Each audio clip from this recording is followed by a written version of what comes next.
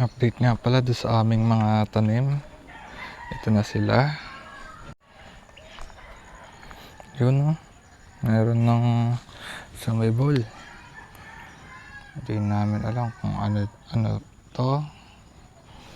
Pero may sumibol na.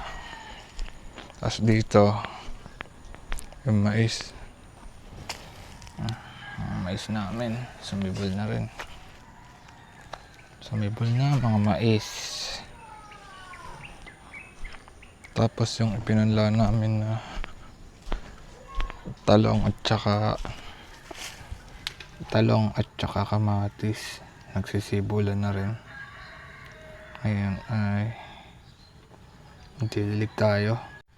magdidilig naman tayo para ating mga halaman ay tumubo ng tumubo.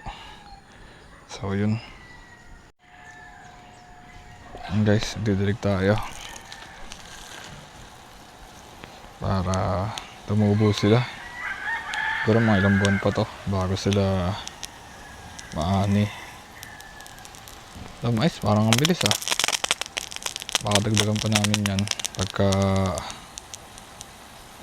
pag ulit bungkal ng lupa. Yan guys, sige, salamat.